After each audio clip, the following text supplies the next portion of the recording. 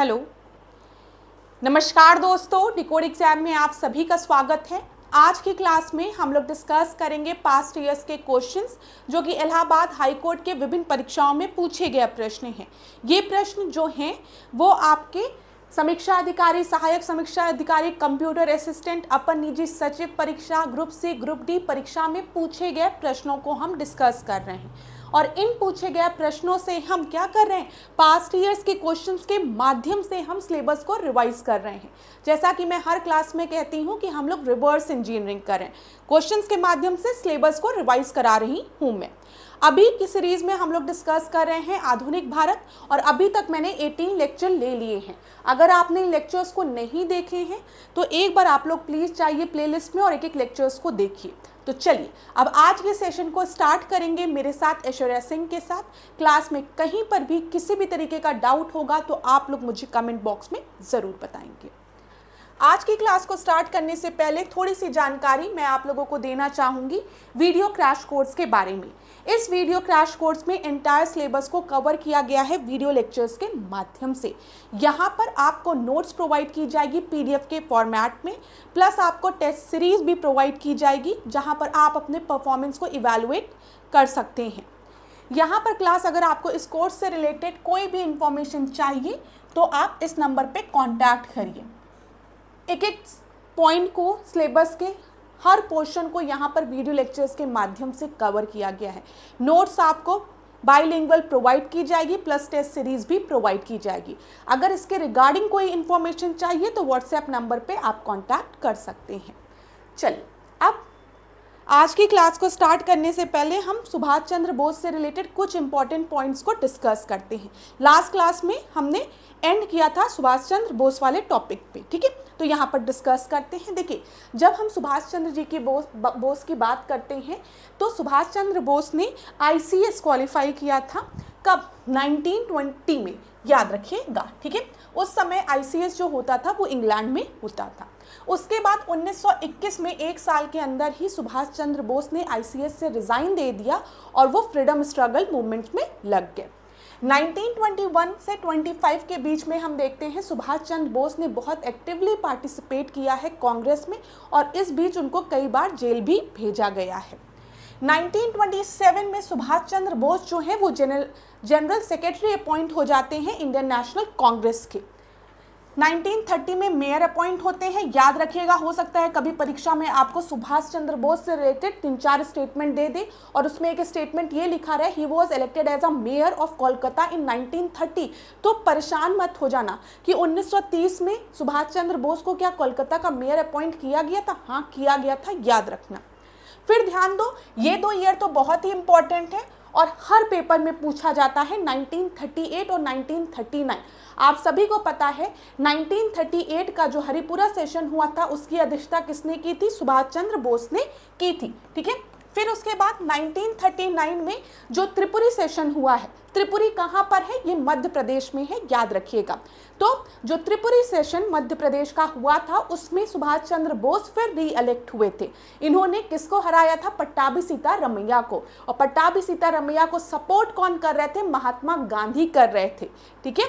और इसके बाद कुछ कॉन्फ्लिक्ट के चलते सुभाष चंद्र बोस इंडियन नेशनल कांग्रेस से रिजाइन कर देते हैं, अपने पद से इस्तीफा दे देते हैं और वो 1939 में फॉरवर्ड ब्लॉक का गठन करते हैं, याद रखिएगा।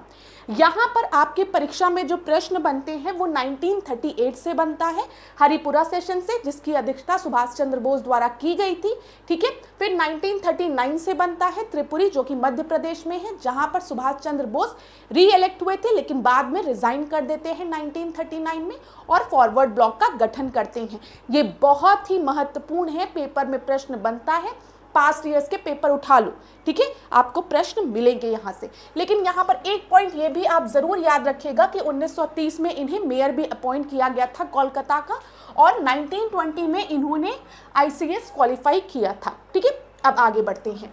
1940 के समय में अगर हम देखते हैं सुभाष चंद्र बोस को हाउस अरेस्ट कर दिया जाता है, ठीक है। इनको पहले तो जेल में बंद किया जाता है, फिर ये कुछ खाते पीते नहीं है, इनकी तबीयत खराब हो जाती है तो इनको इनके घर में ही बंद कर दिया जाता है। हमेशा इनके घर के बाहर क्या होता रहता है, नज़र रखा जाता है कि सुभाष चंद्र बोस अपने घर के बाहर ना निकल पाए। लेकिन 1941 में सुभाष चंद्र बोस अपनी दाढ़ी वाड़ी बढ़ाकर घर से भाग जाते हैं। ठीक है, घर से भागने के बाद सुभाष चंद्र बोस कहाँ पहुँचते हैं? सुभाष चंद्र बोस जर्मनी जाते हैं, वहाँ पर वो हिटलर से मिलते हैं। यहाँ पर ध्यान दीजिएगा, सुभाष चंद्र बोस ने फ्री इंडिया सेंटर और आज़ाद हिंद रेडियो की शुरुआत की थी और इंडियन लीजन की शुरुआत की थी। ये बहुत ही महत्वपूर्ण है। कई बार पूछा जाता है टाइगर लीजन कहाँ पर सुभाष चंद्र बोस ने स्थापित किया था? तो जर्मनी में। जर्मनी में जो प्रिजनर ऑफ वॉर थे, जो वॉर में जो प्रिजनर्स थे, वो जो अरेस्ट हुए थे, उन्हीं को बहाल करके, मतलब उन्हीं के थ्रू उन्होंने एक आर्मी टाइप का बनाया था, हम कह सकते हैं गुट टाइप का बनाया था, जिसका कि नाम क्या था? Indian legion. आपको पता होना चाहिए क्लास, जब हम बात करते हैं वर्ल्ड वॉर 2 की, तो वर्ल्ड वॉर 2 में जर्मनी जो है वो किसके अगेंस्ट में है? ब्रिटेन के अगेंस्ट में है। जापान जो है वो ब्रिटेन के अगेंस्ट में है। ठीक है, और सुभाष चंद्र बोस को ये पता है, तो वो मदद मांगने जर्मनी भी जाते हैं, हिटलर से भी मिलते हैं और उसके बाद जापान जाते हैं। तो सुभाष चंद्र बोस जब जर्मनी पहुंचते हैं तो वहां पर जो प्रिजनर ऑफ वॉर हैं, ठीक है, उनको वो छुड़वा के इंडियन लीजन को फॉर्म करते हैं, एक आर्मी टाइप की वो बना लेते हैं। लेकिन जब उनकी मुलाकात हिटलर से होती है और कुछ बातें होती है, जैसे कि उनको ये समझ में आता है कि आने वाले समय में हिटलर जो है वो रशिया पर इन्वेड करने वाला है, ये बात सुभाष चंद्र बोस को नहीं पसंद आती है। प्लस हिटलर ने अपनी ऑटोबायोग्राफी में भी कुछ उल्टा सीधा लिखा है जिससे वो नाखुश होते हैं। ठीक है, और उनको एक चीज़ का डाउट रहता है कि हिटलर जो है वो हमें यूके से तो आज़ाद करा देगा, ब्रिटेन कॉलोनी से तो आज़ाद करा देगा, कहीं ऐसा तो ना हो कि बाद में यही हम पे अटैक कर दे। तो भरोसेमंद आदमी तो हिटलर नहीं है। ठीक है, तो इसके बाद सुभाष चंद्र बोस कहाँ जाते हैं? जर्मनी से निकल जाते हैं और फिर जापान का सपोर्ट लेने पहुंच जाते हैं। ये ध्यान रखिएगा। 1943 में आप देखते हैं सुभाष चंद्र बोस ने provincial government of Azad Hind form किया है। 1943 में परीक्षा में कई बार प्रश्न पूछा जाता है। ठीक है, provincial government of Azad Hind. ठीक है, फिर उसके बाद 1943 दिसंबर में हम देखते हैं अंडमान निकोबार में इन्होंने फ्लैग होस्ट किया है, ये भी बहुत महत्वपूर्ण है। और अंडमान निकोबार का नाम बदलकर स्वराज और शहीद द्वीप रख दिया जाता है। 1944 में आईएनए जो है वो भारत पहुंचता है और यहाँ पर आप देखेंगे 1945 में बैटल ऑफ इम्फाल और कोहिमा होता है। ठीक है, जिसमें ब्रिटिशर्स जो हैं वो आईएनए की और जापान की जो आर्मी रहती है उसको डिफीट कर देते हैं, ये लोग हार जाते हैं। 1945 में सुभाष चंद्र बोस की मृत्यु हो जाती है, ऐसा रिपोर्ट बताती है कि प्लेन क्रैश होता है, उसमें सुभाष चंद्र बोस की मृत्यु हो गई रहती है। यहाँ पर जो महत्वपूर्ण पॉइंट है, हम कंट्रोवर्शियल चीज़ों पर नहीं डिस्कस करेंगे, जो एग्जाम से रिलेटेड इंपॉर्टेंट पॉइंट्स हैं खाली हम उस पर डिस्कस करेंगे। तो यहाँ पर ध्यान दीजिएगा, आपको याद क्या क्या रखना है कि 1920 में इन्होंने आईसीएस क्वालिफाई किया था और एक साल बाद ही ये रिज़ाइन कर देते हैं और इंडियन स्ट्रगल मूवमेंट में इन्वॉल्व हो जाते हैं। उसके बाद आपके परीक्षा में 1938 वाला सेशन पूछा जाता है, 1939 वाला सेशन पूछा जाता है और 1939 के त्रिपुरी सेशन से रिज़ाइन करने के बाद इन्होंने फॉरवर्ड ब्लॉक का गठन किया है, ये पूछा जाता है। फिर आपके परीक्षा में जो प्रश्न पूछा जाता है वो है कि 1941 से 43 का समय, ठीक है, जब सुभाष चंद्र बोस जर्मनी में फ्री इंडियन लीजन का फॉर्मेशन करते हैं, जिसमें कौन लोग होते हैं? प्रिजनर ऑफ वॉर, ठीक है, जो कि वॉर लड़ने गए थे और उनको प्रिजन में डाल दिया गया है। तो प्रिजनर ऑफ वॉर इकट्ठा होते हैं। फिर इसके बाद आपको पता है जर्मनी में उन्हें हिटलर के इंटेंशंस पर डाउट होता है तो वो जापान जाते हैं। यहाँ पर ध्यान रखिएगा। यहाँ पर सिंगापुर में अगर आप देखेंगे तो ये provincial government of Azad Hind बना देते हैं। आज़ाद हिंद की एकदम सरकार बनी रहती है, उसमें मिनिस्टर्स भी होते हैं, सब होता है, ठीक है, गवर्नमेंट बना दी है आज़ाद हिंद ने। हाँ, सुपरविजन जो है, जो ऊपर है वो जापान है, लेकिन गवर्नमेंट बन गई है यहाँ पर। और जब वो जापान पहुँचेंगे तो पहले से वहाँ पर मोहन सिंह और रास बिहारी बोस मौजूद है, ये भी याद रखिएगा। मैंने आपको बताया है रास बिहारी बोस कौन है, एक रिवॉल्यूशनरी है, ठीक है, ध्यान है आपको? रास बिहारी बोस कौन है जिन्होंने लॉर्ड हार्डिंग के काफिले पे बम गिराया था? 1911-12 वाला घटने की बात कर रही हूं मैं, जब दिल्ली दरबार हुआ था। तो उस समय रास बिहारी बोस थे, कंफ्यूज मत होइएगा, बोस थे, ठीक है, रास बिहारी बोस। उसके बाद रास बिहारी बोस गदर मूवमेंट में भी इन्वॉल्व हैं, यूएसए गए हैं। यूएसए के बाद आप देखते हैं जापान में रास बिहारी बोस हैं, आईएनए है, ठीक है, और मोहन सिंह भी हैं, यहाँ पर ध्यान रखिएगा। फिर यहाँ पर सुभाष चंद्र बोस पहुंचते हैं और provincial government of Azad Hind बनाते हैं, ठीक है। लोग इनके साथ आकर जुड़ते हैं। प्रिजनर ऑफ वॉर्स जो है वो तो उसमें है ही है, जो लोग प्रिजनर्स थे, कैदी थे, वो लोग तो इनके इसमें है ही है। साथ ही साथ जो लोग प्रिजनर्स नहीं थे वो भी सुभाष चंद्र बोस को ज्वाइन करते हैं। अंडमान निकोबार में ये फ्लैग होस्ट करते हैं और शहीद और स्वराज द्वीप उसका नाम डिक्लेयर करते हैं। फिर 1949 में बैटल ऑफ इम्फाल और कोहिमा होता है, जिसमें आईएनए प्लस जापान की आर्मी रहती है, जो कि डिफीट हो जाती है ब्रिटिश की आर्मी से, ठीक है, क्योंकि शॉर्टेज हो जाता है चीज़ों का, कई कारण थे। और 1949 में रिपोर्ट आती है कि सुभाष चंद्र बोस की मृत्यु हो गई है प्लेन क्रैश में।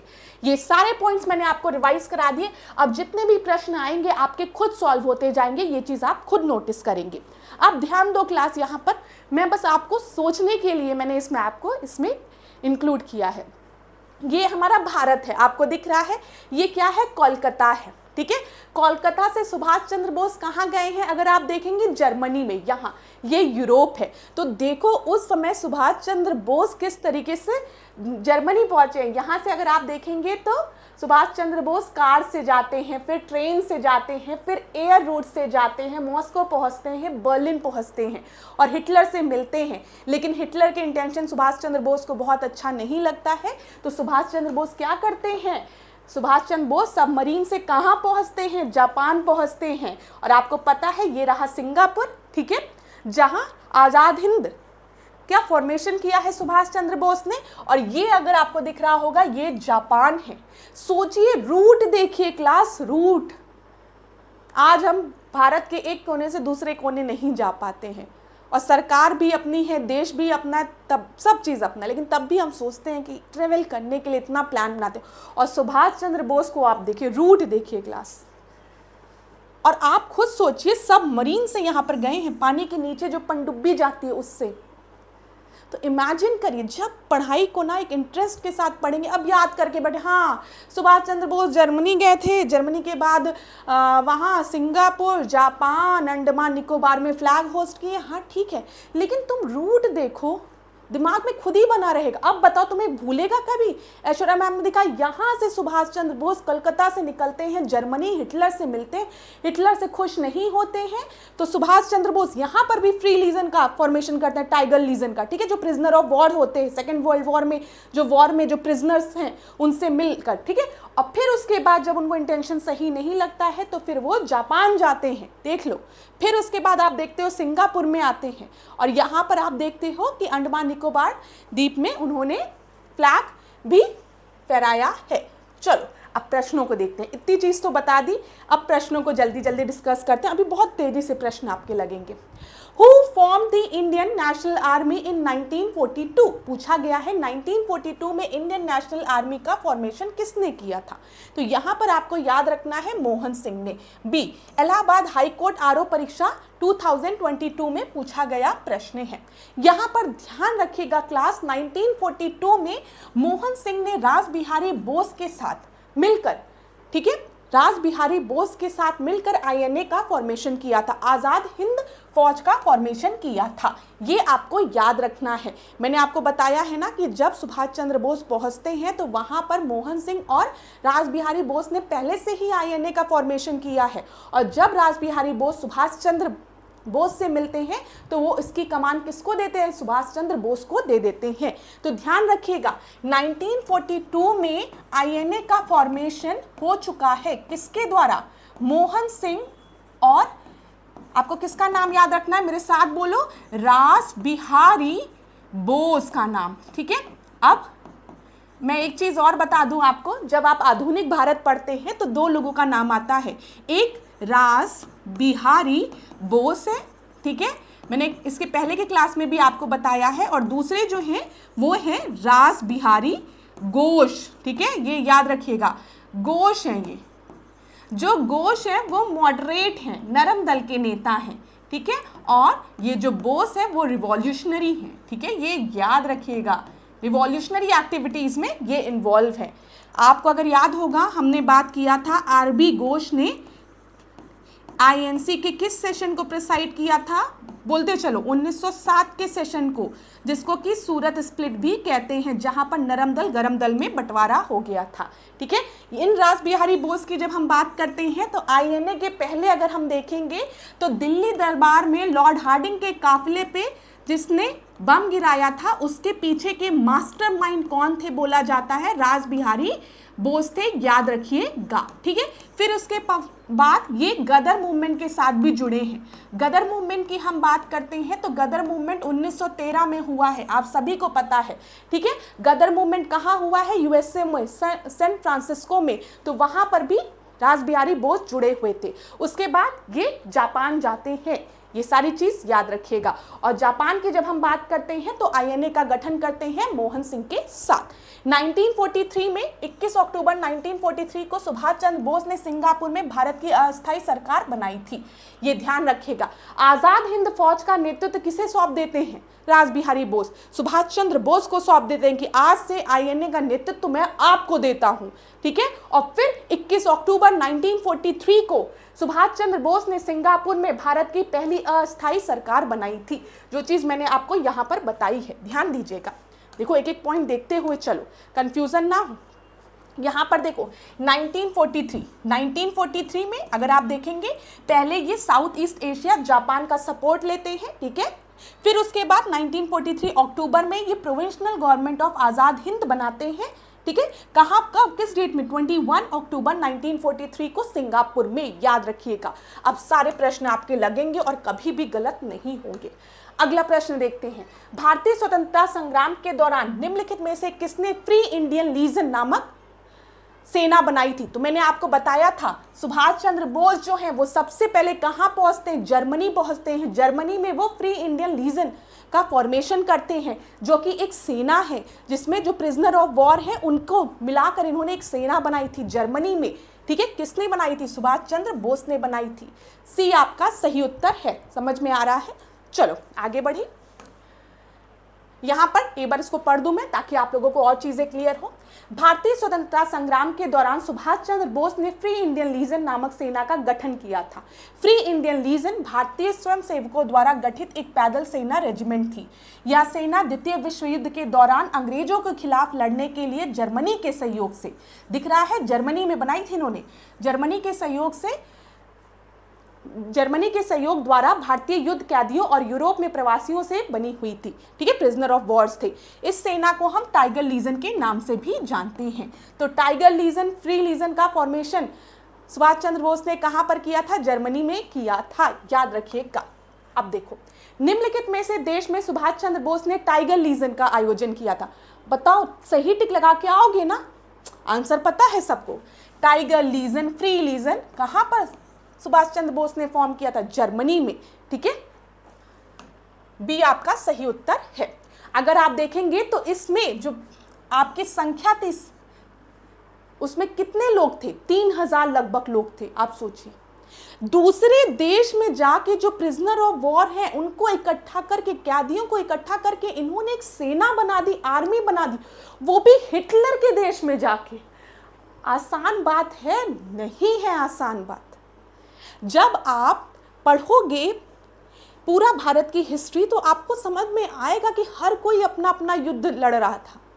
अगर किसी ने भारत की कमान संभाली थी तो कोई और जो है वो भारत के बाहर जाकर सेना का निर्माण कर रहा है और उसे पता है दुश्मन का दुश्मन मेरा दोस्त। समझ में आ रहा है? जो दुश्मन का दुश्मन है वो मेरा दोस्त होगा। तो किसके पास ये मदद मांगने जा रहे हैं? जर्मनी के पास, जापान के पास, ठीक है। लेकिन एक डर इनके मन में हमेशा रहता है, कहीं ऐसा ना हो कि ये जो जर्मनी है वो हमें आज़ादी तो दिला दे लेकिन बाद में हिटलर जो है वो हमें पे आक्रमण कर दे। इसी तरीके से जब आईएनए का गठन करते हैं, आज़ाद हिंद फौज का गठन करते हैं मोहन सिंह और रास बिहारी बोस, तो उनके भी मन में एक डर रहता है कि ठीक है जापान के सहयोग से हमने एक सैन्य टुकड़ी तो तैयार कर ली है, लेकिन कहीं ऐसा ना हो कि जापान हमें अंग्रेजों से तो मुक्ति दिला दे और बाद में हमें पे अटैक कर दे। तो ये प्रश्न बना रहता करता था, ये ध्यान रखिएगा आप, ठीक है। तो सुभाष चंद्र बोस ने 1941 में जर्मनी में टाइगर लीजन या फ्री इंडियन लीजन नामक सैन्य टुकड़ी की स्थापना की थी। इसकी संख्या अगर हम देखेंगे 3000 लगभग थी, जिसमें भारतीय युद्ध कैदी एवं यूरोपीय प्रवासी सैनिक शामिल थे। इसका प्रतीक चिन्ह क्या था, यह भी हो सकता है किसी परीक्षा में पूछ ले, छलांग मारता हुआ शेर, याद रखिएगा, ठीक है। अब बताओ, टाइगर लीजन, फ्री लीजन, ठीक है, कहां पर सुभाष चंद्र बोस ने इस सैन्य टुकड़ी की स्थापना की थी? जर्मनी में की थी। कब की थी? 1941 में की थी, ठीक है। और इसका जो प्रतीक था वो दहाड़ मारता हुआ शेर था। चलो, अब याद रहेगा, सुभाष चंद्र बोस ने 1939 में कांग्रेस छोड़ने के बाद किस दल का गठन किया था? तो मैंने अभी बताया है कि सुभाष चंद्र बोस ने जब त्रिपुरी सेशन से रिजाइन किया था, तो उसके बाद सुभाष चंद्र बोस ने इंडियन नेशनल कांग्रेस से रिजाइन किया और वो फॉरवर्ड चले गए और 1939 में उन्होंने फॉरवर्ड ब्लॉक का गठन किया, ठीक है। तो डी आपका सही उत्तर है। 1939 में फॉरवर्ड ब्लॉक का गठन सुभाष चंद्र बोस ने किया है। चलिए अगला देखिए, आजाद हिंद फौज का गठन कहां पर हुआ है? तो जापान, सिंगापुर, बर्मा या फिर इंग्लैंड। अभी थोड़ी देर पहले ही मैंने आपको बताया है, जब हम आजाद हिंद फौज की बात कर रहे हैं तो यहां पर आपको याद रखना है कि आजाद हिंद फौज का गठन कहां पर हुआ है? सिंगापुर में हुआ है। और मैंने आपको बताया है, आजाद हिंद प्रोविंशियल गवर्नमेंट का भी निर्माण सिंगापुर में सुभाष चंद्र बोस ने किया है, याद रखिएगा ये पॉइंट। क्लियर है? अब देखो यहां पर आजाद हिंद फौज का प्रारंभिक गठन अगर हम देखेंगे 1942 में कैप्टन मोहन सिंह द्वारा सिंगापुर में किया गया था। इसके पहले प्रधान सेनापति वो थे सुभाष चंद्र बोस ने। एक मिनट यहां पर ध्यान दीजिएगा, ठीक है, यहां पर ध्यान दीजिए आप कि आजाद हिंद फौज का प्रारंभिक गठन अगर हम बात करेंगे, जो मैंने आपको बताया कि उसमें मोहन सिंह और रास बिहारी बोस सम्मिलित थे, ठीक है। लेकिन कहीं ना कहीं मोहन सिंह के मन में भी ये डर था कि जापान ऐसा ना करे कि हमें ब्रिटिशर से आज़ादी दिलाने के बाद हम ही पे इन्वेड कर दे, और उनके कॉन्फ्लिक्ट भी चलते थे जापान सरकार से। तो ये आज़ाद हिंद फौज जो है वो बहुत सक्सेसफुल नहीं हो पा रही थी। लेकिन जब सुभाष चंद्र बोस आते हैं और उसको ज्वाइन करते हैं, तो बाद में हम देखते हैं कि आज़ाद हिंद फौज ने प्रोविंशियल गवर्नमेंट भी फॉर्म की है, ठीक है। यहाँ पर देखिए, पढ़ते हैं आपको समझ में आएगा। तो यहाँ देखिए, इससे पहले प्रधान सेनापति थे सुभाष चंद्र बोस ने जुलाई 1943 में सिंगापुर पहुंचे तथा जुलाई में ही रास बिहारी बोस ने भारतीय स्वतंत्रता लीग की अध्यक्षता सुभाष चंद्र बोस को दे दी। 1943 में सुभाष चंद्र बोस ने सिंगापुर में अस्थायी सरकार की स्थापना की एवं तुम मुझे खून दो मैं तुम्हें आज़ादी दूंगा इसका नारा भी दिया, ठीक है। तो ये याद रखिएगा, तुम मुझे खून दो मैं तुम्हें आज़ादी दूंगा, इसका नारा किसके द्वारा दिया गया था? सुभाष चंद्र बोस के द्वारा दिया गया था। कब दिया गया था? जब सुभाष चंद्र बोस ने अस्थायी सरकार का गठन किया है सिंगापुर में, ठीक है, आज़ाद हिंद गवर्नमेंट का। पहले आईएनए का प्रधान सेनापति कौन था, ये पूछा गया। Who was the commander in chief of INA before Subhash Chandra Bose? तो आईएनए का पहले कमांडर इन चीफ कौन था? मैंने आपको बताया है कौन है, मोहन सिंह है, ठीक है। बी आपका सही उत्तर है। 2021 में पूछा गया प्रश्न है।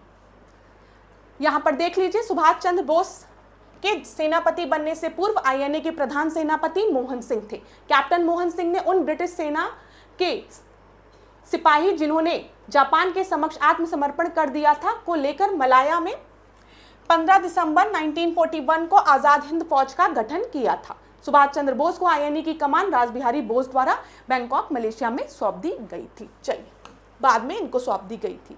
निम्नलिखित में से कौन सुभाष चंद्र बोस के राजनीतिक गुरु थे? मैंने आपको बताया है, जब हम सुभाष चंद्र बोस के राजनीतिक गुरु की बात करते हैं तो हम चित्तरंजन दास की बात करते हैं, ठीक है। गोपाल कृष्ण गोखले जो थे वो महात्मा गांधी के राजनीतिक गुरु थे, याद रखिएगा। चित्तरंजन दास जो है वो सुभाष चंद्र बोस के राजनीतिक गुरु हैं। बी आपका सही उत्तर है। अगला हम देखें, निम्नलिखित में से किन वर्षों के दौरान पोर्ट ब्लेयर सुभाष चंद्र बोस के अधीन आजाद हिंद सरकार का मुख्यालय बना था? तो 339 का जो आपका सही उत्तर है वो क्या है? वो है 1943 से 1944 के बीच में। यहाँ पर ध्यान रखिएगा, द्वितीय विश्व युद्ध के समय वर्ष 1943 से 1944 में पोर्ट ब्लेयर सुभाष चंद्र बोस के अधीन आजाद हिंद सरकार का मुख्यालय बना था। आगे देखें, निम्नलिखित में से किस क्रांतिकारी ने इंडियन नेशनल आर्मी को बढ़ाने में सुभाष चंद्र बोस की सहायता की थी? सूर्यसेन, जतिन नाथ दास, रास बिहारी बोस, शहनवाज खान। तो 340 का आपका जो सही उत्तर है वो क्या है?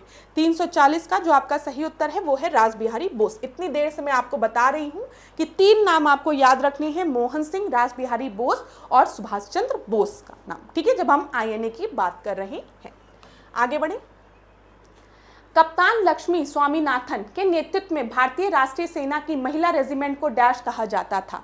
तो यहाँ पर याद रखिएगा, सुभाष चंद्र बोस ने आईएनए में जो डिफरेंट रेजिमेंट बनाया था उसका नाम सुभाष रखा था, जवाहर रखा था, गांधी रखा था और लक्ष्मी रखा था। लक्ष्मी जो था वो विमेन रेजिमेंट था, जिसकी की कैप्टन कौन थी? लक्ष्मी स्वामीनाथन। ये याद रखिएगा, ए आपका सही उत्तर है, ठीक है। चलिए आगे बढ़े। अब लास्ट क्लास में भी मैंने 1 लाइनर क्वेश्चन डिस्कस किए थे, एक बार फिर मैं आपको क्विक रिवीजन कराती हूँ। सुभाष चंद्र बोस ने भारतीय नागरिक आईसीएस सेवा कब उत्तीर्ण की थी? मैंने आपको बताया है। ये सारे जो 1 लाइनर क्वेश्चन है क्लास, ये विभिन्न परीक्षाओं में पूछे गए प्रश्न हैं, तो हल्के में मत लीजिएगा इन प्रश्नों को। तो बताइए, सुभाष चंद्र बोस ने आईसीएस कब उत्तीर्ण किया था? 1920 में, ठीक है। सुभाष चंद्र बोस के राजनीतिक गुरु कौन थे? तो आपको बताया है सीआर दास। किसने सुभाष चंद्र बोस को देश नायक कहा है? तो सुभाष चंद्र बोस को देश नायक रविन्द्रनाथ टैगोर ने कहा है। किसने सुभाष चंद्र बोस को देशभक्तों का देशभक्त कहा है? तो महात्मा गांधी ने कहा है। सुभाष चंद्र बोस कितनी बार कांग्रेस के अध्यक्ष बने थे? 2 बार बने थे। कौन कौन सा सेशन था? हरिपुरा सेशन था 1938 का और त्रिपुरी सेशन 1939 का, जिससे कि सुभाष चंद्र बोस ने रिजाइन कर दिया था। सुभाष चंद्र बोस ने फॉरवर्ड ब्लॉक की स्थापना कब की है? मई 1939 में, याद रखिएगा। भारतीय स्वतंत्रता संघर्ष के दौरान किसने द फ्री इंडियन लीजन नामक सेना बनाई थी? तो सुभाष चंद्र बोस ने। द फ्री इंडियन लीजन सेना सुभाष चंद्र बोस ने कहां पर बनाई थी? जर्मनी में बनाई थी। कब बनाई थी? 1941 में बनाई थी। यहाँ पर ध्यान देना, सुभाष चंद्र बोस ने कब और कहां पर इंडियन लीजन सेना की स्थापना की थी? तो 1941 में बर्लिन में, जर्मनी में, याद रखिएगा। बर्लिन पहुंचने के लिए सुभाष चंद्र बोस ने काबुल में किस नाम से पासपोर्ट बनाया था? तो मैप में मैंने आपको दिखाया किस तरीके से सुभाष चंद्र बोस काबुल अफगानिस्तान होते हुए जर्मनी पहुंचे हैं, ठीक है। तो इनका जो पासपोर्ट बना था वो आर्लैंडो मेसेस्ट्रा के नाम से था। फिर सुभाष चंद्र बोस की आत्मकथा का नाम क्या था जो अपूर्ण रही थी? तो यहाँ पर एक भारतीय तीर्थ यात्री, ये ध्यान रखिएगा। सुभाष चंद्र बोस की आत्मकथा का क्या नाम था जो अपूर्ण रही थी? एक भारतीय तीर्थ यात्री। आजाद हिंद फौज का विचार किसका था? तो ये विचार जो था वो याद रखिएगा ज्ञानी प्रीतम सिंह का था और फूजीवारा का था। मेजर फूजीवारा और ज्ञानी प्रीतम सिंह का ये विचार था। आईएनए किसके दिमाग की उपज थी और किसने इसकी स्थापना की थी? तो आईएनए जो थी मोहन सिंह और रास बिहारी बोस का नाम आपको याद रखना है। यह कथन किस क्रांतिकारी का है? भारतीय शहीदों के खून का बदला लो, अपनी मातृभूमि को आज़ाद कराने के लिए अपनी तलवार का इस्तेमाल करो, पूरे भारत में एंग्लो अमेरिकन दुश्मन के खिलाफ उठ खड़े हो। तो ये स्टेटमेंट दिया गया था रास बिहारी बोस द्वारा। क्लियर है? चलिए आगे बढ़ते हैं, क्वेश्चंस को देखते हुए चलिए क्लास। किस भारतीय क्रांतिकारी ने सुभाष चंद्र बोस को इंडियन नेशनल आर्मी के गठन में सक्रिय सहयोग किया था? तो अभी हमने देखा किसने सहयोग किया था? रास बिहारी बोस ने। रास बिहारी बोस ने आजाद हिंद फौज की कमान सुभाष चंद्र बोस को कब दी थी? तो जुलाई 1943 में, ठीक है, 4 जुलाई 1943 को। 1943 में आजाद हिंद फौज कहां पर अस्तित्व में आई थी? तो मलय में, सिंगापुर में, याद रखिएगा। पूछा गया था ना कि आजाद हिंद फौज जो है वो आपकी कब अस्तित्व में आई है? तो 1943 में, मलय में, सिंगापुर में। किस स्थान से सुभाष चंद्र बोस ने दिल्ली चलो का नारा दिया था? तो ये सिंगापुर 1943 में। किसने रानी लक्ष्मीबाई रेजिमेंट की स्थापना की थी? सुभाष चंद्र बोस ने। आजाद हिंद फौज के प्रमुख ब्रिगेड कौन थे? तो कौन कौन से थे? मैंने आपको बताया ना, एक सुभाष ब्रिगेड था, जवाहर ब्रिगेड था और गांधी ब्रिगेड था, नेहरू ब्रिगेड था, ठीक है, ये याद रखिए, और गांधी ब्रिगेड था। और विमेन रेजिमेंट में अगर हम देखेंगे तो रानी लक्ष्मीबाई। क्लियर है? चलिए अगला हम देखते हैं, the cabinet mission recommended. Cabinet mission की हम बात करते हैं और कैबिनेट मिशन ने क्या रिकमेंडेशन दी थी? भारत के विभाजन की। तो याद रखिएगा, भारत के विभाजन की बात पहली बार कब की गई है? माउंटबेटन प्लान में। ये बहुत ही इंपॉर्टेंट है, कई बार परीक्षा में कंफ्यूज करने के लिए आपको दे दिया जाता है कि भारत के विभाजन की बात अगस्त ऑफर में कही गई? नहीं। भारत के विभाजन की बात क्रिप्स मिशन में कही गई? नहीं। भारत के विभाजन की बात वेवल प्लान में कही गई? नहीं। भारत के विभाजन की बात कैबिनेट मिशन प्लान में कही गई? नहीं नहीं नहीं। याद रखिएगा, पहली बार भारत के विभाजन की बात और पाकिस्तान बनने की बात माउंटबेटन प्लान में कही गई थी। और आपको पता है भारत का विभाजन होता है और भारत और पाकिस्तान को स्वतंत्रता मिलती है। ठीक है, पहली बार माउंटबेटन प्लान में ही कही गई थी, उसके पहले कभी भी भारत के विभाजन को स्वीकार नहीं किया गया था। तो पहला आपका गलत हो गया। और जैसे ही आप पहले को क्रॉस करेंगे उत्तर आपको मिल जाएगा 2 और 3। अंतरिम सरकार बनाने की बात कैबिनेट मिशन प्लान में कही गई थी और संविधान सभा बनाने की बात भी कही गई थी। 2 और 3 आपका सही है। ठीक है, देखिए यहाँ पे अंतरिम सरकार बनाने की बात कही गई थी, संविधान सभा बनाने की बात कही गई थी और पाकिस्तान की जो मांग थी, पार्टीशन की जो मांग थी विभाजन की, उसे अस्वीकृत किया गया था, मतलब उसे स्वीकृति नहीं दी गई थी। केंद्रीय विषय को छोड़कर शेष सभी मामलों में प्रांतों को पूर्ण स्वायत्तता देने की बात कही गई थी। अगला देखते हैं, कैबिनेट मिशन की अध्यक्षता निम्नलिखित में से किसने की थी? क्लेमेंट इटली ने, स्टेफर्ड क्रिप्स ने, थॉमस रेले ने या पैट्रिक लॉरेंस ने? तो यहाँ पर अध्यक्षता की बात की गई है। तो 343 का जो आपका सही उत्तर है वो क्या है? वो है पैट्रिक लॉरेंस। यहाँ पर ध्यान दीजिएगा, 1946 में भारतीय केंद्रीय अनौपचारिक बातचीत करने के लिए ब्रिटिश सरकार ने पैट्रिक लॉरेंस की अध्यक्षता में कैबिनेट मिशन भेजा था। ठीक है, यहाँ पे दिख रहा होगा आपको। कैबिनेट मिशन के जो अन्य सदस्य थे वो स्टेफर्ड क्रिप्स थे और एवी अलेक्जेंडर थे। तो याद रखिएगा अध्यक्ष कौन थे, अध्यक्षता किसने की थी? पैट्रिक लॉरेंस ने की थी। लेकिन जो 2 अलग मेंबर्स थे और मेंबर्स थे वो थे स्टेफर्ड क्रिप्स और एवी अलेक्जेंडर। तीनों का नाम याद रखना है। अब 2 मिनट मेरे प्रिय विद्यार्थियों जरा इस पे देखना। ठीक है, जो बताने जा रही हूं पेपर में पूछा जाता है, August offer, Cripps mission, cabinet mission. ठीक है, और कोई जल्दी पढ़ाता नहीं है, लेकिन मेरी बात ध्यान से सुनोगे तो कभी भी नहीं भूलोगे। सबसे पहला प्रश्न बनता है कि अगस्त ऑफर पहले आया कि क्रिप्स मिशन पहले आया। जब एग्जाम में कुछ भी ना याद आए तो याद रखना सी से पहले ए आता है, ए आता है उसके बाद सी आता है, तो मतलब अगस्त ऑफर आया है। अगस्त ऑफर जो है वो 1940 में आया है। 1939 में सेकेंड विश्व युद्ध आपका छिड़ गया है।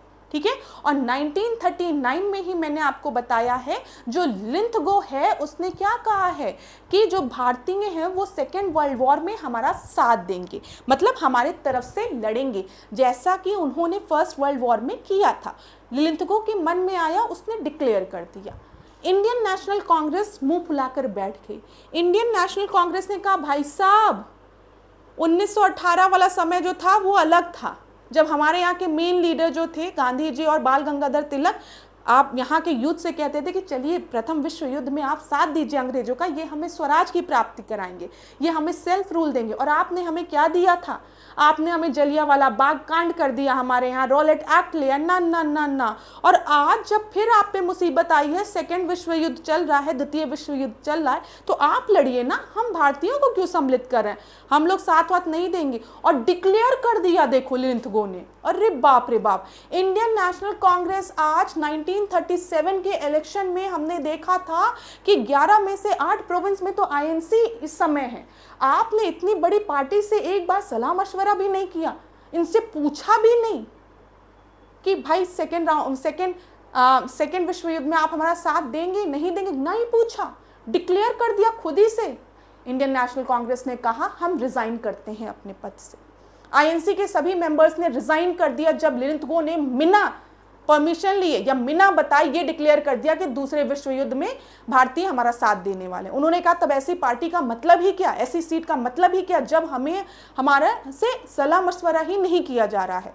तो मैंने आपको बताया था 22 दिसंबर 1939 को आईएनसी रिजाइन करती है और 22 दिसंबर को मुस्लिम लीग जो है वो कौन सा दिवस मनाती है? वो मनाती है डिलीवरेंस डे मनाती है, वो मुक्ति दिवस के रूप में मनाती है। मुस्लिम लीग तो खुश हो जाती है क्योंकि मुस्लिम लीग 1937 वाले इलेक्शन में बहुत ज़्यादा सीटें नहीं मिली थी, समझो हारी गई थी। तो अब जो पार्टी थी, मेजर पार्टी थी, उसने रिजाइन कर दिया। मुस्लिम लीग ने कहा अरे वाह मुक्ति दिवस।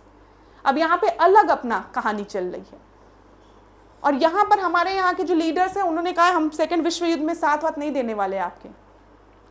ब्रिटिशर्स को पता है कि हमें भारतीयों की ज़रूरत है, तो वो क्या कहते हैं, जब आपको किसी की सहायता की आवश्यकता होती है तो आप उसके लिए क्या ले जाते हो, गिफ्ट ले जाते, ऑफर ले जाते हो ना, यही तो करते हो। जब आपको किसी की मदद चाहिए, मेरे पास तुम्हारे लिए एक मस्त ऑफर है, पहले सुनो तो ऐसे ही ब्रिटिशर्स ने कहा, अरे भारतीयों सुनो तो, एक मस्त ऑफर लेके आए हैं, अरे सेकेंड विश्व युद्ध चल रहा है, चलने दो, लेकिन आप पहले अपना ऑफर तो सुनो, एकदम सुन के एकदम खुश हो जाओगे, तो हमारा अगस्त ऑफर तो सुनो। तो हम लोग ने भी कहा बताओ सुनाओ क्या है, तो इन्होंने क्या बोला, सबसे पहले याद रखना विंस्टन चर्चिल थे पीएम, इन्होंने ये ऑफर 1940 में लेके आए, 1939 में सेकेंड विश्व युद्ध शुरू हो गया है। ये ऑफर किसके द्वारा दिया गया है, ब्रिटिश सरकार द्वारा दिया गया है। क्यों दिया गया, इसके पीछे का रीजन क्या है, दूसरे विश्व युद्ध में ये भारतीयों द्वारा सहायता चाहते हैं, सपोर्ट चाहते हैं इंडिया का सेकेंड वर्ल्ड वॉर में। इसमें इन्होंने कहा ऑफर में हम आपके डोमेनियन स्टेटस लेके आए हैं, हम स्वराज लेके आए हैं, सेल्फ रूल की बात कर रहे हैं, हम दे रहे हैं आपको डोमेनियन स्टेटस, ले लीजिए। सबसे बड़ी चीज, हम आपको डोमेनियन स्टेटस दे रहे हैं, हम इंडियंस को कॉन्स्टिट्यूशन बनाने का राइट दे रहे हैं कि भाई आप अपना संविधान खुद बनाइए, ठीक है। लेकिन अभी भी सॉवरन कौन है, क्राउन है, ठीक है। डोमेनियन स्टेटस क्या है कि सॉवरन कौन है, क्राउन है, ठीक है। आप पूरी तरीके से इंडिपेंडेंट नहीं हैं, आप क्राउन के ही अधीन हैं, ठीक है। आप अपने देश में हैं, आपकी खुद की बनाई हुई सरकार है, आपका खुद का बनाया हुआ संविधान है, लेकिन आपके ऊपर कौन है, क्राउन है, ठीक है। ये ऑफर हम आपको दे रहे हैं, देखिए कितना अच्छा ऑफर हम अगस्त ऑफर में आपके लिए लेकर आए हैं। और बिल्कुल चिंता मत करिए, आपका संविधान बनेगा फ्यूचर में। एक बार आप क्या करिए, ये युद्ध खत्म होने दीजिए, ठीक है। एक बार युद्ध खत्म होने दीजिए, उसके बाद हम आपका संविधान बनाते हैं, आपको डोमिनियन स्टेटस देते, सब आपकी बातें पूरी होगी। इंडियन नेशनल कांग्रेस ने क्या कहा, हमको आपका ऑफर नहीं चाहिए, मूर्ख समझ रखे हो, हमको मूर्ख समझ रखिए। 1940 का समय आ गया है, 1939 का विश्व युद्ध आपका चल रहा है, और हमने जो आपसे डोमेनियन स्टेटस की मांग की थी वो तो 1928 में की थी, नेहरू रिपोर्ट में लास्ट टाइम। और नेहरू रिपोर्ट तो आप लोग ने पढ़ी तक नहीं, ऐसे फेंक दी उठा के। तब हमने 1929 में रेजोल्यूशन पास कर दिया था लाहौर सेशन में, जवाहरलाल नेहरू ने कह दिया था कि अब से डोमिनियन स्टेटस नहीं, स्वराज नहीं, हमें पूर्ण स्वराज चाहिए, कंप्लीट इंडिपेंडेंस चाहिए। और 26 जनवरी 1930 को तो हमने पूर्ण स्वराज दिवस के रूप में भी मना दिया। तो अब तो डोमिनियन स्टेटस की बात ही नहीं है, कौन सा डोमिनियन स्टेटस दोगे, जाओ, हमको पता है सेकेंड विश्व युद्ध में पिटा रहे हो और हमारी ज़रूरत है, अभी तो असली समय है, हमें अब चाहिए तो कंप्लीट इंडिपेंडेंस चाहिए, उससे नीचे कुछ भी नहीं चाहिए आपसे। कांग्रेस ने क्या किया, इसको रिजेक्ट कर दिया, पोस्ट डेटेड चेक कह दिया गया अगस्त ऑफर को। मुस्लिम लीग ने भी नहीं सपोर्ट किया, क्यों, मुस्लिम लीग को तो अपना पाकिस्तान चाहिए था, अलग देश ही चाहिए था, ठीक है। तो उसकी बात भी इसमें नहीं की गई थी, मुस्लिम लीग ने कहा हम भी नहीं सपोर्ट करेंगे। 1940 का समय था, अगस्त ऑफर फेल हो गया। फिर 2 साल बाद क्रिप्स मिशन आया। इस समय भी ब्रिटिश के पीएम आपको कौन दिख रहे हैं, विंस्टन चर्चिल दिख रहे हैं। क्रिप्स मिशन में कौन है की पर्सन, स्टैफर्ड क्रिप्स हैं। यहाँ पर जो नेचर है वो प्रपोजल और नेगोशिएशन का है। ये कहते हैं भारतीयों से आइए बैठिए, तो भले आपने हमारा ऑफर रिजेक्ट कर दिया, हम कुछ नेगोशिएशन करते हैं, कुछ बातचीत करते हैं, किसी चीज़ों पर आते हैं, बात बिना किए कहाँ से कोई कंक्लूजन निकलेगा, ये बात करते हैं। क्रिप्स कहता है कि आप वॉर में हमको सपोर्ट करिए, आप वॉर में हमको सपोर्ट करिए, हम बदले में आपको डोमेनियन स्टेटस देंगे। ध्यान दो, अब कितना खून खौला होगा सोचो। 2 साल पहले अगस्त ऑफर को ऐसे लात मारी है हमने, फिर ये हमारे क्रिप्स आए हैं और कह रहे हैं कि अरे नेगोशिएट करते हैं, बैठ के बातें करते हैं, क्या लड़ रहे हैं आप लोग, बताइए क्या चाहिए। वॉर में आप हमको सपोर्ट करिए, सेकेंड वर्ल्ड वॉर में हम आपको डोमेनियन स्टेटस पक्का दिलाएंगे। फिर देखो, dominion status after war province को सेपरेट होने के बाद। अच्छा एक चीज क्लास, मैंने आपको अगस्त ऑफर पढ़ाते समय एक लाइन बोल दी है कि अगस्त ऑफर को पोस्ट डेटेड चेक कहा गया है, सॉरी, क्रिप्स मिशन को, जो ये क्रिप्स प्रपोजल है उसको पोस्ट डेटेड चेक कहा गया है, ठीक है, ये याद रखिएगा। ये मैंने गलती से अगस्त ऑफर में बोल दिया, अगस्त ऑफर को तो पैर मार के हटा दिया गया, ऑफर किया ही नहीं गया।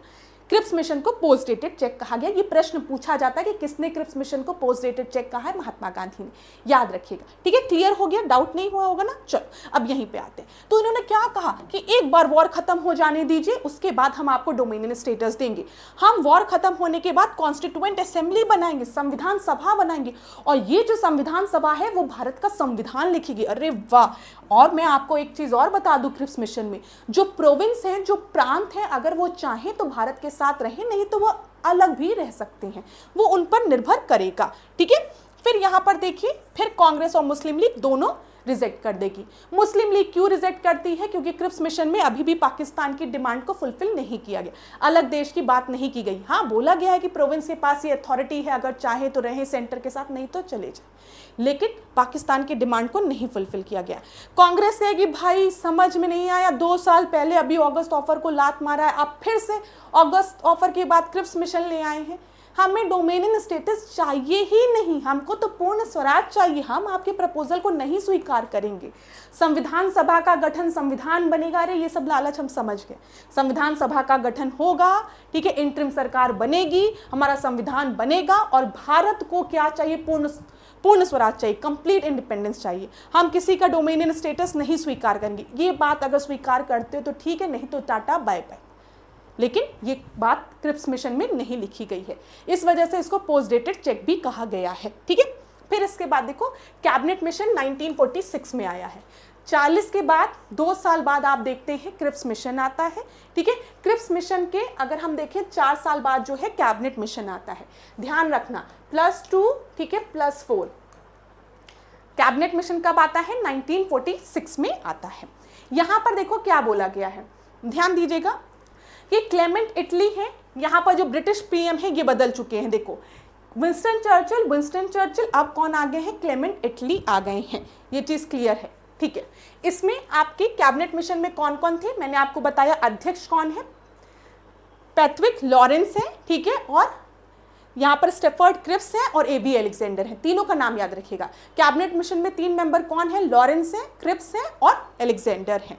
ठीक है, लॉरेंस जो है वो हेड है। 1946 में इसका गठन होता है।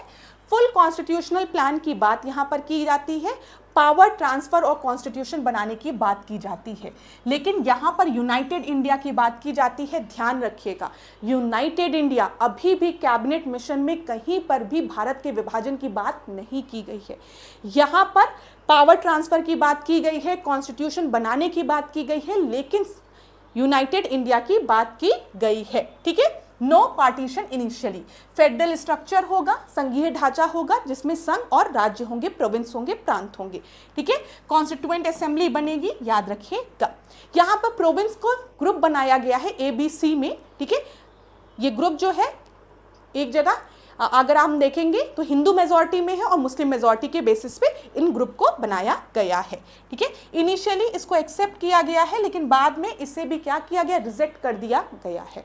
ये ध्यान रखिएगा। मुस्लिम लीग को तो भाई साफ साफ शब्दों में चाहिए था भारत का विभाजन और नए पाकिस्तान का निर्माण। तो मुस्लिम लीग, ठीक है, आपने प्रोविंस को डिवाइड किया है हिंदू मेजॉरिटी और मुस्लिम मेजॉरिटी में, तो सोचा जा सकता है आगे चलकर पाकिस्तान बन सकता है, लेकिन कैसे बनेगा ये पूरा नहीं पता, तो रिजेक्ट, कांग्रेस भी रिजेक्ट कर देती है कैबिनेट मिशन को। ध्यान रखिएगा। ठीक है, ये सारी चीजें समझ में आ गई होगी। इतनी चीज क्लियर हुई? तो मुझे बताओ, 1940 की हम बात करेंगे तो क्या है? अगस्त ऑफर है। अब तुम लोग क्लास मुझे बताओ कि आप एग्जाम देने जाते हैं और आप पेपर में ऐसे बाल खुजलाने लगते हो, अरे यार अगस्त ऑफर था कि क्रिप्स मिशन था कि कैबिनेट मिशन था कि क्विट इंडिया मूवमेंट था कि क्या था, माउंटबेटन प्लान था। अरे जब आधुनिक भारत ढंग से पढ़ा है तो इस चीज में तो कभी कंफ्यूजन होगी ही नहीं। पता चल गया है दूसरा विश्व युद्ध हो रहा है, अंग्रेजों को भारतीयों की सहायता चाहिए, तो ऑफर दे रहे हैं। ऑफर को आपने लात मारी 1940 में। 2 साल बाद क्रिप्स मिशन आया, उसको पोस्ट डेटेड चेक का कहा गया। क्यों? क्योंकि दोनों में डोमिनियन स्टेटस की बात हुई। फिर 1946 में कैबिनेट मिशन आया है। इसके बीच में आप देखेंगे तो क्रिप्स मिशन के बाद भारत में एक बहुत बड़ा आंदोलन हुआ है, क्विट इंडिया मूवमेंट, जिसमें महात्मा गांधी ने कह दिया डू और डाई। समझ में आ रहा है? तो अब याद रहेगा ना, क्यों भूलोगे? यहां से क्यों चीजें भूलेगी? तब भूलती है जब रटते हो। ठीक है, हाँ, रटने की भी जरूरत होती है। अगर मैं आपसे कहूं कि रटने की ज़रूरत नहीं है तो ये भी गलत है, रटने की आवश्यकता होती है। लेकिन जब मूवी देखने जाते हो, धुरंधर देखने गए थे तो क्या रटे थे? वैसे मैंने मूवी नहीं देखी है लेकिन बता रही हूँ, अब उसमें कोई सीक्वेंस रहा होगा ना, तो उस सीक्वेंस को रटे थे? कभी नहीं रटे थे ना। पता है कौन किसको कब मारा, कौन पहले मरा, कौन बाद में मरा, कौन कब मरा, ये सारी चीज़ें पता रहती है। तो आधुनिक भारत में क्यों नहीं सीक्वेंस याद है कि ऑगस्ट ऑफर, क्रिप्स मिशन, ठीक है, फिर क्विट इंडिया मूवमेंट, उसके बाद हम देखते हैं यहाँ पर अभी वेवल प्लान आएगा 1944 में, फिर 2 साल बाद आपका कैबिनेट मिशन।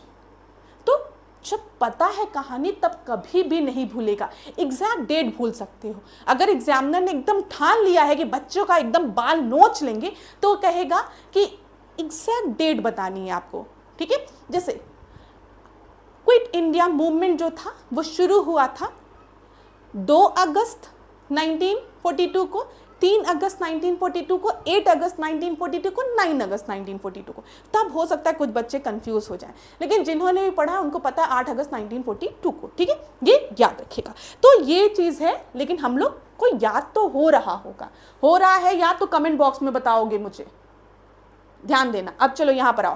तो 1940 में हमने ऑगस्ट ऑफर की बात की।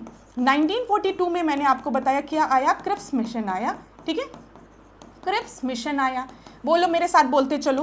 फिर 1942 में 8 अगस्त 1942 को अगर हम देखेंगे तो क्विट इंडिया मूवमेंट आपका शुरू हुआ है। महात्मा गांधी ने डू और डाई कह दिया है।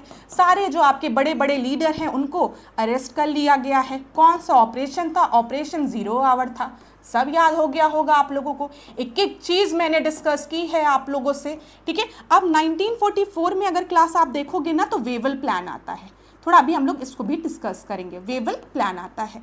फिर 1946 में हम क्या देखते हैं, अभी हमने देखा कैबिनेट मिशन, ठीक है, ये ध्यान रखिएगा। तो याद हो गया। और अगर इसके पहले भी जाना है तो 1939 की बात कर लो, और 1935 की बात कर लो, और 1937 की बात कर लो। अरे ऐश्वर्या मैम आप तो मतलब ये और मतलब रिवीजन कराती जा रही, तो ध्यान से सुनो। 1935 में आपको पता है गवर्नमेंट ऑफ इंडिया एक्ट आया है, ठीक है। फिर 1937 में आपको पता है इलेक्शन हुए हैं, ठीक है, जिसमें 11 प्रोविंस में इलेक्शन हुए हैं, जिसमें से 8 में कांग्रेस अपनी सरकार बना लेती है। 1939 में जो आईएनसी है वो रिजाइन कर देती है। बहुत गंदी राइटिंग में लिख रही हूँ ना, जल्दी जल्दी सुंदर सुंदर भी राइटिंग बनाऊंगी, परेशान मत होइएगा, लेकिन टाइम ज़्यादा लगता है सुंदर सुंदर लिखने में, सोचती हूँ कम समय में ज़्यादा रिवीजन करा दूँ। यहाँ पर ध्यान दीजिएगा। तो 1939 में रिज़ाइन कर देती है। 22 दिसंबर 1939 को जो मुक्ति दिवस के रूप में मना लेती है मुस्लिम लीग। तो ये पूरा ईयर आपको याद हो गया होगा। चलो अब जल्दी से रिवाइज करते हैं। वेवल प्लान की अगर हम बात करते हैं तो यहाँ पर वेवल प्लान प्रस्तुत कब किया गया था? 1945 में, ये याद रखिएगा। यहाँ पर 1944 में आप ध्यान रखिए, 1944 में आप सीआर फॉर्मूला याद रखिए, सीआर फॉर्मूला भी आया था, ये भी पूछा जाता है कि 1942 में सीआर फॉर्मूला आया था, ठीक है। 1945 में हम देखते हैं वेवल प्लान, एक साल बाद 1945 वेवल प्लान, ध्यान दीजिएगा। वेवल योजना के अनुसार कार्यकारी परिषद में हिंदू मुस्लिम सदस्यों की संख्या जो है वो समान रहेगी। जो कार्यकारी परिषद होगा उसमें हिंदू और मुस्लिम्स की संख्या जो है वो इक्वल रहेगी, ये वेवल प्लान में कहा गया था। सीआर फॉर्मूला जो था ना, उस फॉर्मूले को भी इसीलिए लाया गया था कि मुस्लिम लीग और आईएनसी के बीच में ये जो निगेटिव इमोशन चल रहा है उसको प्लस प्लस कर दिया जाए, दोनों को एक साथ ले आया जाए, ठीक है। हिंदू मुस्लिम में यूनिटी के लिए सीआर फॉर्मूला इनडायरेक्टली आपका आया था। फॉर्मूला है तो प्लस प्लस की बात की जा रही थी।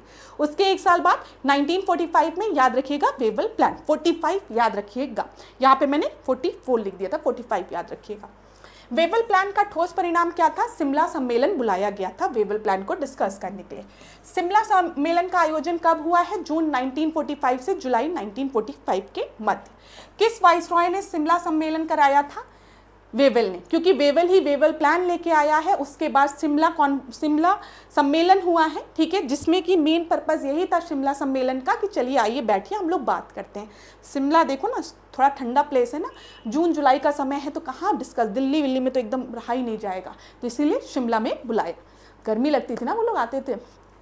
चलिए, 1945 के शिमला सम्मेलन में कांग्रेस के प्रतिनिधि मंडल का नेतृत्व किसके द्वारा किया गया था?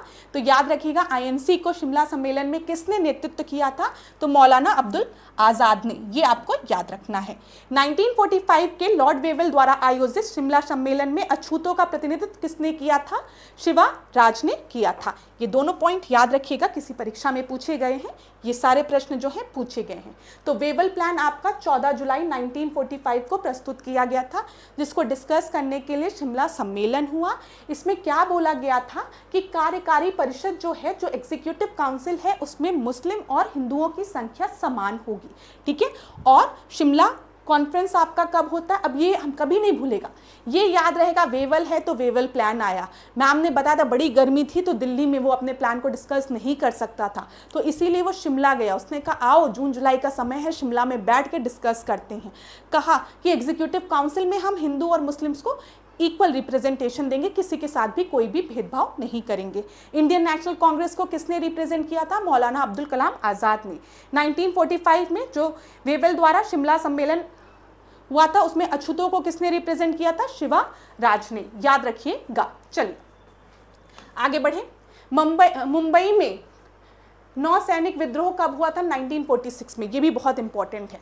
1946 का जो नौसैनिक विद्रोह हुआ था, ये बहुत ही मेजर इवेंट था, ये याद रखिएगा, ठीक है, 1946 का। चलिए अब यहां पर हम देख लेते हैं सीआर फॉर्मूला की हम बात करते हैं। तो मैंने आपको बताया कब हुआ है सीआर फॉर्मूला? 1944 में। याद रखिएगा, 10 जुलाई 1944 को सीआर फॉर्मूला हुआ है। गांधी जिन्ना वार्ता हुई है बीच में 1944 में। याद रखिएगा। भूला भाई देसाई और लियाकत अली समझौता हुआ है 1945 में। ये भी याद रखिएगा, ठीक है। और शिमला कॉन्फ्रेंस जो हुआ है वो 1945 में हुआ है। वेवल प्लान इसके पहले आपको याद रखना है, वो भी 1945 में हुआ है। ये इवेंट्स आपको याद रहेंगे। सीआर फॉर्मूला जो है, देखो यहाँ पर जितने भी इवेंट्स हो रहे हैं ना, वो एक तरीके से कोशिश की जा रही है कि हिंदू और मुस्लिम्स के बीच में ये जो कॉन्फ्लिक्ट है उसको ख़त्म किया जा सके। समझ में आ रहा है कि कैसे मुस्लिम लीग आईएनसी का साथ दे दे और आईएनसी मुस्लिम लीग का साथ दे दे। मुस्लिम लीग कैसे करके ये जो बार बार अलग पाकिस्तान की डिमांड करे उसको छोड़ दे और एक हम लोग यूनाइटेड भारत को पहले स्वतंत्रता दिलाए, इस पर फोकस किया जा रहा है, ठीक है। ये सीआर फॉर्मूला भी इससे रिलेटेड है, गांधी जिन्ना वार्ता भी इससे रिलेटेड है, भूलाभाई देसाई और लियाकत अली समझौता भी। ये तो बोला जाता है कि भूलाभाई देसाई और लियाकत अली जी का जो समझौता हुआ था ये बहुत गुप्त रखा गया था, किसी को पता ही नहीं था। बाद में लीक हुआ कि भूलाभाई देसाई लियाकत अली से खुद समझौता किए हैं, ठीक है, ये याद रखिएगा। फिर शिमला कॉन्फ्रेंस आपको याद रखना है, वेवल प्लान आपको याद रखना है। वेवल प्लान की क्या रिकमेंडेशन थी? जो एग्जीक्यूटिव काउंसिल होगा उसमें हम हिंदुओं को और मुस्लिम्स को सेम नंबर की सीट देंगे। क्लियर? 1946 आप सभी को याद है। 1945 में बताओ क्या हुआ है, जल्दी से बोलो। वेवल प्लान हुआ है, ठीक है। वेवल प्लान के बाद 1945 में जून जुलाई में क्या हुआ है? बड़ी गर्मी पड़ती है तो शिमला में कॉन्फ्रेंस हुआ है। 1946 में क्या हुआ है? कैबिनेट मिशन आई है, ठीक है। ये सारी चीज़ें अब याद हो गई होगी। बताना ज़रूर कि क्लास कैसी लग रही, समझ में आ रहा है कि नहीं। मुझे भी तो पता लगना चाहिए कि मेरा पढ़ाना समझ में आता भी है कि नहीं आता है। चलो, 1946 का कैबिनेट मिशन 3 कैबिनेट मंत्रियों से गठित था। वो कौन कौन थे? मैंने आपको चिल्ला चिल्ला के बताया है। कौन कौन थे? लॉरेंस थे, क्रिप्स थे और अलेक्जेंडर थे। ये याद रखिएगा। लॉरेंस जो थे वो अध्यक्ष थे और क्रिप्स और अलेक्जेंडर इसके मेंबर्स थे। 1946 के कैबिनेट मिशन का नेतृत्व किसने किया था? पैट्रिक लॉरेंस ने। याद हो गया होगा। अब द्वितीय विश्व युद्ध के बाद 1946 में कौन सा मिशन भारत आया था? 1946 की बात करें, कैबिनेट मिशन भारत आया था। कैबिनेट मिशन भारत कब आया था? 24 मार्च 1946 को, ठीक है, याद रखिएगा।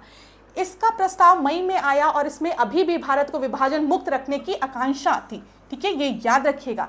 जिसका ब्रिटिश प्रांतों से मिलकर बने एक संघीय राज का स्वरूप होता था।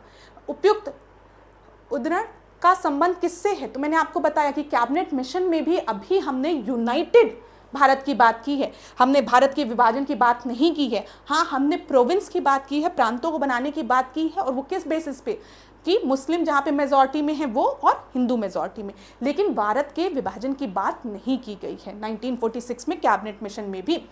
कैबिनेट मिशन के भारत आगमन के समय भारतीय राष्ट्रीय कांग्रेस का अध्यक्ष कौन था? तो मैंने आपको बताया कौन थे, मौलाना अब्दुल कलाम आज़ाद थे। अगर आपसे पूछा जाएगा कि शिमला कॉन्फ्रेंस में भी आईएनसी को किसने रिप्रेजेंट किया है, मौलाना अब्दुल कलाम आज़ाद ने, याद रखिएगा। वह कौन सा कांग्रेस अध्यक्ष था जिसने क्रिप्स मिशन व लॉर्ड वेवल दोनों वार्ताओं की थी? तो क्रिप्स मिशन में भी, और हम वेवल प्लान की बात करते हैं, कैबिनेट मिशन की बात करते हैं, तो अभी अध्यक्ष पद पर कौन बने हुए हैं? अब्दुल कलाम आज़ाद। ठीक है। कांग्रेस का कौन सा नेता कैबिनेट मिशन योजना के पक्ष में पूरी तरीके से थे? तो वो महात्मा गांधी थे, याद रखिएगा। चलिए, cabinet mission plan for India की बात की गई है। इनविसेज्ड कैबिनेट मिशन योजना में भारत के लिए क्या कल्पना की गई थी? फेडरेशन की, महासंघ की, एकात्मक सरकार की, या फिर यूनियन ऑफ स्टेट की? तो मैंने आपको बताया है यहाँ पर आपका 344 का जो सही उत्तर है वो क्या है? हम संघीय ढांचा की बात कर रहे हैं, हम एक ही बात कर रहे हैं। अगर आप देखेंगे 1935 में ही जो गवर्नमेंट ऑफ इंडिया एक्ट आया उसमें भी हमने संघ के निर्माण की बात की है। और जब भी हम फेडरल स्ट्रक्चर की बात करते हैं, हम संघ की बात करते हैं, तो यहाँ पर जो शक्ति का वितरण होता है वो सेंटर, राज्य और केंद्र और राज्यों के मध्य होता है, मतलब केंद्र और प्रांतों के मध्य होता है, याद रखिएगा। तो संघीय ढांचा की बात की जा रही है। भारत के विभाजन से बचने के लिए अंतिम अवसर डैश के अस्वीकरण से समाप्त हो गया। तो अंतिम बार भारत के विभाजन से बचने के लिए कौन सा प्रपोजल आया था? तो वो था कैबिनेट मिशन। ठीक है, ये याद रखिएगा। सी आपका जो है वो सही उत्तर है। ठीक है, कैबिनेट मिशन में अंतिम बार ये कोशिश की गई थी कि भारत का विभाजन ना हो। अब 1946 के बाद 47 आएगा, माउंटबेटन प्लान आएगा, भारत का विभाजन होगा, भारत और पाकिस्तान को आज़ादी मिलेगी, ये आपको पता है। आगे देखिए, ब्रिटिश से भारतीय नेतृत्व को भारत की सत्ता के हस्तांतरण की अंतिम व्यवस्था किसके द्वारा की गई थी? तो ये बोला गया है Simon commission, Gandhi Irwin pact, cabinet mission, Cripps mission. तो बताइए, final agreement for India's transfer of power from the British to Indian leadership was undertaken by, तो कौन सा था? Gandhi Irwin pact. तो भाई कब हुआ है? चलो यहाँ पर देख लो, साइमन कमीशन 1928 में आया है, होगा नहीं। गांधी इरविन समझौता 1931 में है, नहीं होगा। क्रिप्स मिशन 1942 में है आपका, नहीं होगा। कैबिनेट मिशन 1946 में है, तो यही होगा। क्लियर है? अब सारे प्रश्न आपके लग जा रहे होंगे, और अगर लग जा रहे हैं, लेक्चर अच्छा लग रहा है, तो क्लास को लाइक करो, शेयर करो और कमेंट करो। इतना तो आप लोग करोगे ही ना, तो बताना मुझे कैसी लगी क्लास, अगर प्रश्न लग रहे हैं तो। ठीक है, अगर समझ में आ रहा है तो, नहीं तो कोई ज़रूरत नहीं है। ब्रिटिश प्रधानमंत्री एटली ने यह उद्घोषणा कब की थी कि ब्रिटिश भारत से निकल रहे हैं? तो ये उद्घोषणा कब की गई थी ब्रिटिश प्राइम मिनिस्टर एटली द्वारा कि the British would withdraw from India? तो 347 का आपका जो सही उत्तर है वो क्या है? फरवरी 1947 में ये उद्घोषणा की गई थी। 20 फरवरी 1947 को ब्रिटेन के प्रधानमंत्री क्लेमेंट एटली ने भारत की स्वतंत्रता के संबंध में उद्घोषणा की थी। कहा था कि 30 जून 1948 से पूर्व ही हम भारत को स्वतंत्र कर देंगे। ठीक है, ये याद रखिएगा। और इसी क्रम में हम देखते हैं 3 जून 1947 को भारत के वॉइसरॉय माउंटबेटन ने भारत की स्वतंत्रता की घोषणा की थी। ध्यान दीजिएगा, जो ब्रिटिश के प्राइम मिनिस्टर थे एटली, उन्होंने ये उद्घोषणा कब की थी कि भारत से जो ब्रिटिशर्स हैं वो जल्दी ही निकलने वाले हैं। ठीक है, जो पावर है उसको ट्रांसफर करके जल्दी ही निकलने वाले हैं। ये उद्घोषणा 20 फरवरी 1947 को की गई थी, ये ध्यान रखिएगा। और बोला गया था कि 30 जून 1948 के पहले ही हम पावर को ट्रांसफर कर देंगे, और इसी के चलते 3 जून 1947 को माउंटबेटन आता है। आगे माउंटबेटन भारत की स्वाधीनता के समय यूनाइटेड किंगडम के प्रधानमंत्री कौन थे? तो अभी हम डिस्कस कर रहे थे कौन थे? क्लेमेंट एटली थे, ये आपका सही उत्तर है। ठीक है, यहाँ पे यूनाइटेड किंगडम के प्रधानमंत्री क्लेमेंट एटली थे। और ये याद रखिएगा, जो क्लेमेंट एटली थे वो लेबर पार्टी से थे, ये भी पूछा जाता है। किस पार्टी से थे? लेबर पार्टी से थे वो। इस प्रश्न को देखिए, इलाहाबाद हाईकोर्ट आरओ में 2020 में पूछा गया ये प्रश्न है। क्या बोला गया है? इनमें से माउंटबेटन योजना के मुख्य बिंदु क्या है? माउंटबेटन योजना की बात की गई है। पंजाब और बंगाल विधानसभा विभाजन के साथ स्वतंत्रता के लिए मतदान करने हेतु हिंदुओं और मुसलमानों के 2 समूहों में मिलेगी। ठीक है, the Punjab and Bengal legislative assembly would meet in 2 group, Hindus and Muslim, to vote for independence and partition. ठीक है, सिंध पाकिस्तान का भाग होगा। फिर उसके बाद west frontier province, north west frontier province उत्तर पश्चिमी सीमा प्रांत पाकिस्तान का हिस्सा होगा, जबकि बंगाल का सिलहट जिला भारत का हिस्सा होगा। फिर दिया गया विभाजन होने पर 2 स्वतंत्र देश और 2 संविधान सभाओं का निर्माण किया जाएगा। बोला गया है इसमें से कौन सा स्टेटमेंट जो है वो आपका माउंटबेटन प्लान में बोला गया था। तो बताइए, यहाँ पर ध्यान दीजिएगा, यहाँ पर सिंध जो है वो पाकिस्तान का हिस्सा होगा, विभाजन होने पर 2 स्वतंत्र देश और 2 संविधान सभाओं का निर्माण होगा। ये दोनों आपका बिल्कुल सही है, सी जो है वो आपका सही उत्तर है। ठीक है, आपने पढ़ लिया था, कोई दिक्कत तो नहीं हुई होगी। मैं एक बार हट जाऊं क्या, एक बार देख लीजिए, बड़ा प्रश्न था, दिख रहा है, क्लियरली विजिबल है। ठीक है, चलिए यहाँ पर देखते हैं हम।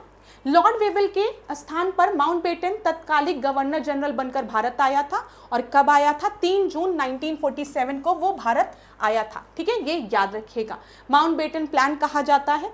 इसमें सिंध को अपना निर्णय स्वयं लेना था, सिंध जो है वो अपना निर्णय स्वयं लेगी, ये याद रखिएगा। उत्तर पश्चिमी सीमा प्रांत तथा असम के सिलहट जिले में जनपद संग्रह द्वारा पता लगाया जाएगा कि वो किसके साथ रहना चाहते हैं। ये दोनों पॉइंट आपको याद रखना है। ठीक है, तो यहां पर ध्यान दीजिएगा, Sindh would be a part of Pakistan, ऐसा नहीं था। North west frontier province will be a part of Pakistan, while Sylhet district of Bengal will be a part of India, ऐसा कुछ नहीं कहा गया था, पूरी तरीके से डिक्लेयर नहीं किया गया था। यहाँ पर बोला गया था कि सिंध अपना निर्णय खुद लेगी और उत्तर पश्चिमी सीमांत तथा असम के सिलहट में जनहित संग्रह कराया जाएगा कि वो किसका हिस्सा बनना चाहते हैं। क्लियर है क्लास? चलिए, अब यहाँ पर मुझे आपसे डिस्कस करना था गवर्नर जनरल और वाइस रॉय से रिलेटेड क्वेश्चन। इसको हम लोग नेक्स्ट क्लास में कवर करेंगे, कोई दिक्कत? क्योंकि अब ये नया टॉपिक है तो नेक्स्ट क्लास में हम लोग कवर करेंगे। एक बार क्विक रिवीजन करा दूं जल्दी से। 1935 में, चलो मुझे बताते चलो क्या आया है, गवर्नमेंट ऑफ इंडिया एक्ट 1935 आया है। 1937 में क्या होता है? इलेक्शन होता है। क्लियर है? ठीक है,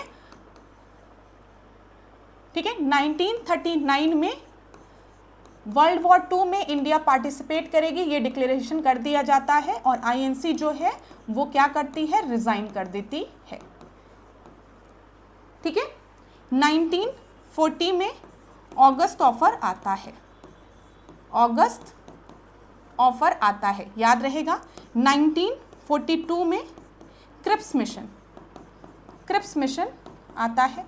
अच्छा, यहाँ पर ध्यान दीजिएगा, 1940 में आपका इंडिविजुअल सत्याग्रह भी होता है, इंडिविजुअल सत्याग्रह, ये याद रहेगा, जिसमें विनोबा भावे और जवाहरलाल नेहरू, पहले जो सत्याग्रही थे विनोबा भावे थे, दूसरे जवाहरलाल नेहरू थे।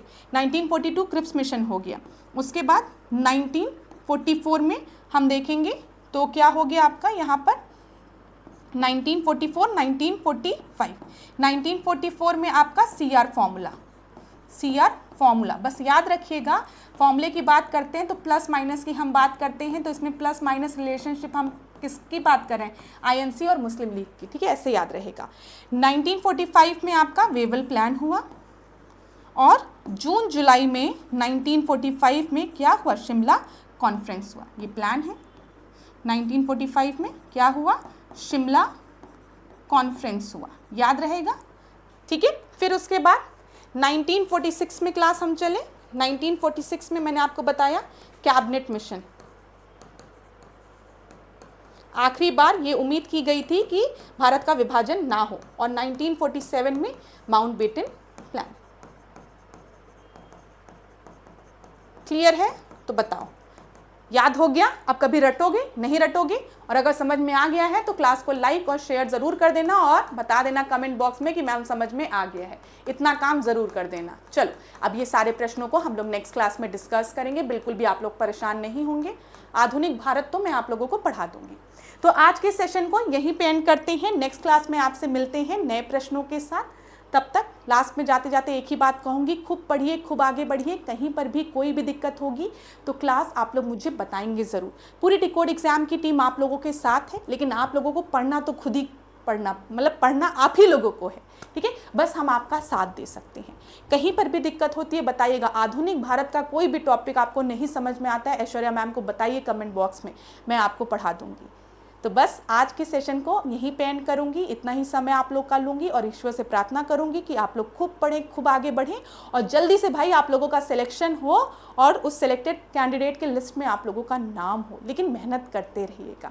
आज के सेशन को यहीं पे एंड करती हूँ। खूब पढ़िए, खूब आगे बढ़िए, खुद पर विश्वास रखिए, अपने माता पिता के आशीर्वाद पर विश्वास रखिए और जिसकी भी आप पूजा करते हैं, जिसको भी आप मानते हैं, उसकी कृपा पे विश्वास रखिए और पढ़ाई करिए। समय आने पर आपको सफलता ज़रूर मिलेगी। स्वास्थ्य का ध्यान दीजिए, मुस्कुराते रहिए और लेक्चर अच्छा लगा हो तो वीडियो को लाइक, शेयर और कमेंट ज़रूर करिए। धन्यवाद क्लास।